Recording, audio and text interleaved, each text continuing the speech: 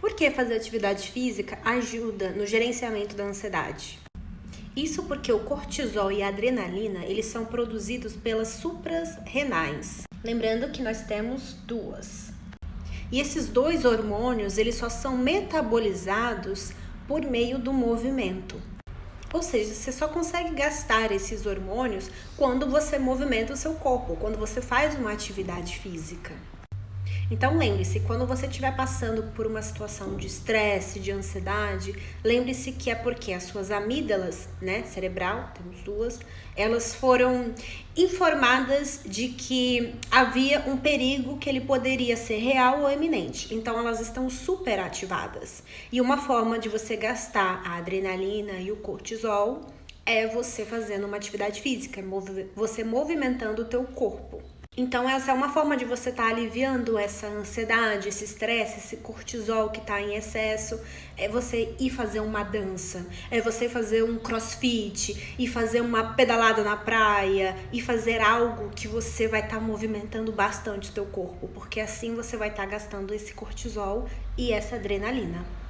E lembrando que as amígdalas, elas são como uma resposta de luta ou fuga. E quando elas são hiperativadas, é porque elas querem proteger o teu corpo. Isso é uma sobrevivência, sabe?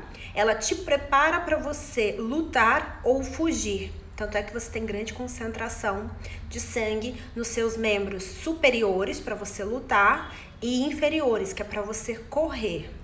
Só que hoje a gente percebe que elas estão sendo hiperativadas com situações em que o nosso cérebro, ele interpretou aquilo como um perigo, mas na verdade não é bem um perigo. Por exemplo, você não se deparou com um leão à sua frente que você precisa rapidamente de adrenalina, de cortisol para você ter força para você sair correndo. Não, às vezes é com uma situação que não precisa muito de você lutar ou correr, mas que o seu cérebro interpretou aquilo como um perigo, então ele vai tentar te proteger.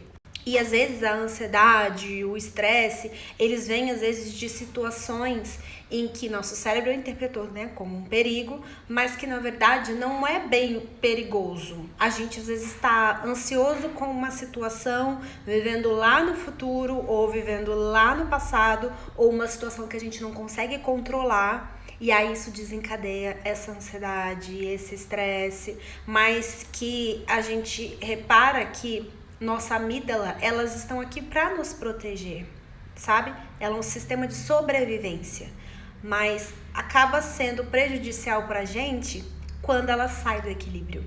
Quando você começa a ficar ansioso ou estressado por coisas que não é um perigo real, sabe? É só eminente, é só por conta de, às vezes você tá trabalhando e aí você vai fazer uma apresentação na frente de todo mundo e daí você fica ansioso, fica estressado e na verdade todas as pessoas ali daquela sala, daquela reunião, ninguém vai chegar e te dar um soco na cara, ninguém vai te bater, ninguém vai tacar fogo em você.